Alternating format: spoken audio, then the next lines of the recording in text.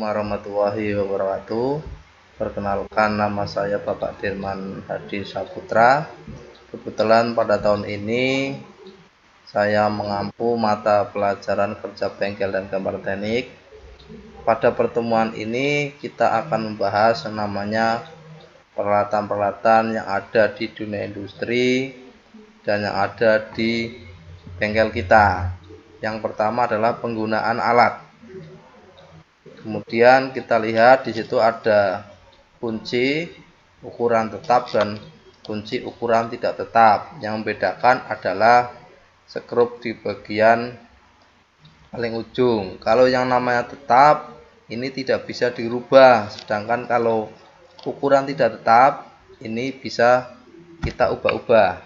Itu yang membedakan antara ukuran tetap dan ukuran tidak tetap. Kemudian perlengkapannya di sini kita lihat di monitor dari angka 1, 2.1, kemudian 2.2 ini sebagai handle-nya.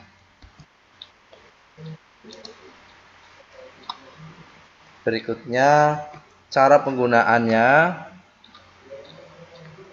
Yang pertama kita lihat untuk menjaga agar baut tidak selek atau menjadi bulat.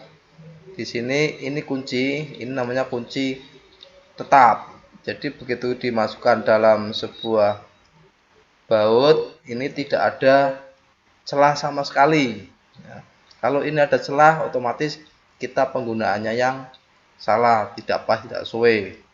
Bisa kita tarik, bisa kita dorong ya. Untuk menggunakan dengan menarik kunci, jika terpaksa harus dorong berarti gunakan telapak tangan seperti gambar di monitor ini. Berikutnya cara penggunaan yang salah, kita lihat di layar. Penggunaan yang salah, ada yang di palu menggunakan palu, ada yang dipaksakan sehingga ini baut bisa menjadi bulat atau slick. Kemudian ada soket adaptornya, ini penggunaan yang salah, terlalu panjang sehingga ini bisa merusak baut tersebut. Kemudian ada kunci soket.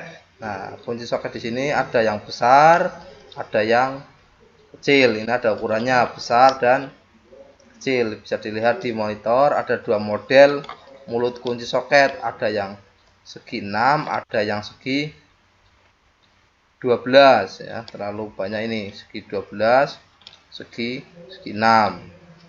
Bisa dilihat sendiri di layarnya ada dua macam model kunci soket. Kemudian kunci soket penggunaannya kita lihat hanya dipakai untuk memutar mur atau baut yang tidak terlalu kencang. Jadi ini hanya bisa digunakan untuk mur baut yang tidak terlalu kencang. Ada spin handle, ada sliding handle ya, ada ratchet handle. Contohnya seperti ini, seperti di gambar layar. Berikutnya ada yang jenis universal. Nah, ini digunakan untuk umum, pemakainya juga. Yang pertama, jangan menggunakan alat ini jika perubahan sudutnya terlalu besar. Kemudian tidak dibenarkan dipergunakan bersamaan dengan air, dapat menyebabkan rusak karena tidak menyerap perubahan pada sudut. Ini tidak boleh penggunaannya. Kemudian ada obeng. Kalian tahu sendiri ini peralatan yang umum.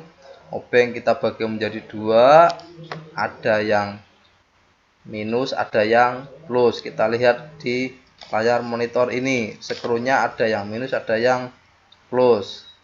Instruksinya untuk yang minus kita masukkan di dalam sebuah baut, kemudian kita putar. Begitu juga yang plus, sesuai dengan penggunaannya. Jenisnya ada 4 macam. Ada yang standar, ada yang panjang, ada yang ada handle-nya, ada yang ada short handle, handle panjang dan handle pendek. Kemudian ada palu. Anak-anak tahu sendiri kalau palu ini tidak rahasia lagi untuk peralatan-peralatan yang ada di bengkel kita. Semuanya ada. Ini ada 3 jenis palu, ada yang hammer pin, kemudian plastik, ada yang tes hammer ya. Digunakan untuk membuka dan memasang suku cadang, biasanya seperti itu. Dan ada yang namanya tang. Nah, tang ini banyak berbagai macam jenisnya. Nah, ada yang nose filler, ada yang detailing box, kemudian ada yang lancip. Kemudian dalam penggunaannya kita lihat pada gambar ini ya. Pada penggunaan tang ini yang paling bawah adalah penggunaan yang salah, cara yang salah ya. Jika menjepit benda keras dengan tenaga yang kuat menggunakan tang ini dapat menyebabkan ujung dari tang menjadi bengkok. Nah, jika memotong kawat atau kabel gunakan pangkal tang. Contohnya ini kalau memotong kawat kabel yang pangkalnya, jangan yang paling ujung sehingga akan merusak alat tersebut. Kemudian ini dongkrak, ini umum juga, biasa digunakan di bengkel-bengkel. Mungkin itu yang saya dapat terangkan pada pertemuan awal ini. Nanti kita lihat video berikutnya untuk pembelajaran selanjutnya. Ya, kembali lagi untuk penambahan alat pada peralatan elektronika khususnya baik di dunia bengkel maupun industri. Kita lanjutkan, ada yang namanya solder. Solder ini biasa digunakan untuk peralatan elektronika yang sangat penting dan harus ada di meja kerja pada kalian, khususnya yang hobi menyolder. Alat ini fungsinya untuk memanaskan timah. Prinsip kerjanya, solder menggunakan sebuah elemen pemanas yang dialirkan menuju ujung solder. Jadi pada ujung ini kita panaskan, ditempelkan pada timah sehingga bisa menempelkan komponen yang namanya komponen elektronika. Ini biasanya digunakan oleh anak-anak teknik audio video. Yang berikutnya ada yang namanya timah solder ya. Ini namanya timah solder. Timah ini berhubungan erat dengan yang namanya solder karena tanpa solder timah ini tidak bisa digunakan karena ini merupakan peralatan yang kedua yang tidak dapat kalah pentingnya adalah timah. Timah mungkin kalian menyolder komponen elektronik tanpa sebuah timah. Nah, fungsinya untuk menyatukan komponen elektronika dengan papan PCB. Kalau ada solder berarti harus ada yang namanya timah tersebut. Kemudian tadi sudah kita bahas ada obeng. Obeng itu ada obeng plus dan ada obeng minus. Kemudian ada yang namanya sedot timah ya, atau biasa kita kenal dengan pembelajaran desoldering ya, atau terkenal dengan yang namanya atraktor. Seperti kita lihat di monitor ini adalah atraktor, fungsinya untuk menyedot timah karena ini merupakan sebuah alat yang digunakan untuk menyedot timah dan biasanya sedot timah digunakan ketika hendak melepas sebuah komponen elektronika dari PCB. Dan ada lagi yang tadi sudah kita bahas, ada tang ya, ada tang lancip, tang potong, tang kombinasi, dan tidak kalah pentingnya ada yang namanya pinset. Nah, pinset merupakan sebuah alat yang berfungsi untuk memegang sebuah komponen saat proses solder. Jadi pinset biasanya digunakan untuk memegang komponen yang ukurannya relatif kecil. Nah, bentuknya seperti ini, seperti di layar monitor ini, bahwa ini adalah pinset. Kemudian ada lagi yang namanya pasta solder. Nah, anak-anak pasti nanti akan mengerti yang namanya pasta solder ini karena akan menggunakannya pada saat menyolder. Berikutnya ada namanya kabel. Ini juga bukan komponen yang rahasia lagi karena ini sudah umum. Ini namanya kabel. Kabel yang biasa digunakan untuk praktek anak-anak elektronik kita, khususnya jurusan teknik audio video. Berbagai macam jenis kabel, ada NYA, ada NYM. Kemudian yang berikutnya ada yang namanya PCB. Nah, ini namanya papan PCB. Papan PCB ini biasa digunakan untuk merakit atau merangkai pada komponen-komponen elektronika. Ini dasarnya ini sebagai tempat atau landasan untuk meletakkan yang namanya komponen elektronik. Yang berikutnya adalah thinner. Nah, ini thinner. Walaupun kelihatannya seperti air, thinner ini untuk bahan baku campuran cat. Jadi pada saat kalian sudah menggambar di papan PCB, nanti kalian suruh menebalkan sebagai pelindung pada saat penggunaan ferricrolith, ya. Pada saat kita sudah gambar, kemudian sudah ditebalkan menggunakan cat dengan thinner, kemudian ini sebagai penghapus penebalan pada ferricrolith. Fungsinya untuk apa? Untuk membersihkan PCB, ya. Sebagai pembersih PCB. Mungkin itu aja dari kami untuk peralatan-peralatan yang ada di bengkel teknik audio video, khususnya pelajaran kerja bengkel dan gambar teknik yang kita gunakan untuk sementara ini. Pada pekerjaan kerja bengkel dan gambar teknik yang kita akan diulas adalah bagaimana cara menyolder yang baik dan cara menyolder tidak baik. Oke, kita langsung saja untuk mulai pembahasan teknik menyolder dan desoldering. Peranan soldering merupakan sebuah proses kegiatan yang sangat penting dalam perakitan sebuah elektronika. Solderan tidak benar bisa menjadi rangkaian galau atau rangkaian yang sangat meragukan. Peralatan yang kita butuhkan ini adalah salah satu solder yang temperatur suhunya bisa kita ubah-ubah. Dengan memutar potensio ini, maka temperatur suhu bisa kita ubah sesuai dengan yang kita inginkan. Kemudian ada namanya atraktor. Nah, atraktor alat ini fungsinya untuk menghisap suatu tenol atau solderan yang sekiranya tidak bagus atau ingin kita ambil solderan tersebut, maka kita hisap dengan menggunakan yang namanya atraktor. Alatnya seperti ini, ya. Begitu kita tekan ke bawah, kemudian kita tekan tombol ini, maka dia akan menghisap yang namanya timah. Ini salah satu cara memegang solder. Yang pertama, gunakan tangan kanan dengan memegang solder. Kemudian tangan dilarang bergetar, dan supaya kemiringan itu antara 45 derajat. Ini cara contoh yang benar dalam memegang solder. Langkah-langkahnya penyolderan, yang pertama bersihkan dulu PCB dan kaki komponen. Kemudian memasukkan komponen elektronik pada PCB, kemudian mengatur posisi PCB supaya tidak bergerak atau goyang.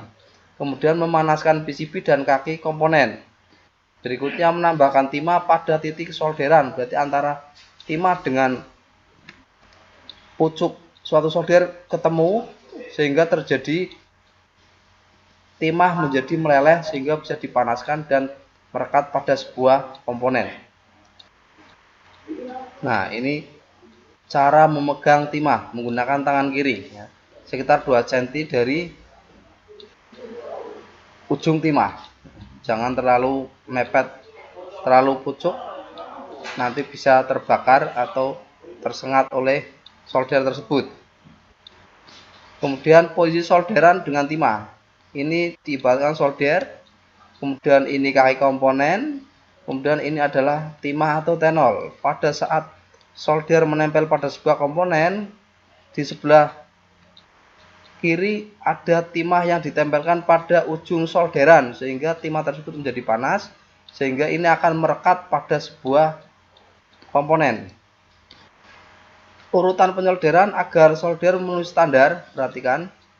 Pertama, bersihkan PCB yang akan disolder, kemudian masukkan letak komponen ke PCB yang akan disolder, kemudian letak kaki PCB dan kaki komponen agar mendapatkan panas yang cukup. Ini misalkan PCB pada posisi datar, komponen lurus, kemudian ini solderan 45 derajat.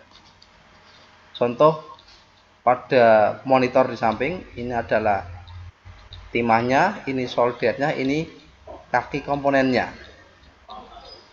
Perhatikan, jika timah yang diperlukan sudah cukup, angkatlah solder terlebih dahulu agar tidak menempel di daerah yang disolder pada PCB. Nah, ini hasil solderan sudah terlalu panas, maka ini wajib diangkat soldernya sehingga ini tidak menempel terus. Kemudian terakhir adalah angkatlah solder dari papan PCB. Nah, ini hasilnya yang sudah tersolder membentuk seperti gunung. Contohnya solderan yang baik ya, ini tidak ada rongganya, di PCB-nya lurus. Dan ini solderan jelek, contohnya ini ada rongganya, ini belum kuat, apalagi yang paling bawah ini sangat jelek ya solderannya karena tidak menempel antara timah dengan kaki komponen. Ini salah satu komponen resistor, ada dua kaki, yang satu disolder tidak baik, kemudian yang satu solderan yang bagus ya, bentuk seperti gunung. Ini bentuk realitanya yang asli, ini rata, kemudian hasilnya ini setelah disolder. Ini tidak boleh dicontoh hasilnya ya. Ini hasil solderan yang sangat buruk. Setelah kita menyolder, maka perlu kita lakukan lagi kegiatan adalah memotong kaki-kaki pada komponen yang masih panjang sehingga tidak membahayakan papan PCB tersebut. Kalau kita tidak potong, maka ini bisa menjadi konsleting pada sebuah rangkaian PCB karena kaki yang satu dengan kaki yang lain bisa menempel sehingga mengakibatkan bisa terjadi yang namanya konsleting. Nah, ini namanya tang potong ya, fungsinya untuk memotong. Tidak boleh menggunakan pisau, tapi gunakanlah pakai tang potong. Untuk pelajaran kerja pengadilan dan gambar teknik, kali ini akan mempraktekkan tentang bagaimana cara menyolder yang baik, hasil yang baik dan hasil yang kurang baik. Sebelum kita mulai menyolder, kita perkenalkan dulu ini yang namanya papan PCB. Jadi ini yang nanti untuk merekatkan yang namanya komponen dengan timah. Kemudian ini adalah tenol atau timah. Tenol ini fungsinya untuk merekatkan komponen ke dalam sebuah papan PCB. Kemudian ini ada adaptor, apabila kita menyolder salah atau kita memperbaiki solderan, maka kita gunakan yang namanya adaptor. Kemudian ini solder beserta dudukannya. Ini solder fungsinya untuk memanaskan timah ke dalam sebuah papan PCB yang nanti diberi rangkaian. Kemudian satunya yang ini namanya stand solder atau dudukan solder. Dudukan ini fungsinya untuk mengamankan solder supaya tidak terjadi yang tidak kita inginkan. Oke, lanjut saja. Sekarang kita mulai praktek bagaimana cara menyolder yang baik dan menyolder yang kurang baik. Perhatikan, pada saat menyolder maka kita pegang bagian yang paling atas atau bagian pelindung dari solder. Dari solder ini kemudian kita melakukan kemiringan sekitar 45 derajat. Setelah melakukan kemiringan, perhatikan kemudian yang sebelah kiri ini adalah tenol atau timah yang fungsinya untuk merekatkan sebuah komponen. Perhatikan cara menyolder. Nah, ini tempelkan, dan solderan tidak boleh bergerak atau goyang. Kemudian untuk timah 2 cm. Perhatikan.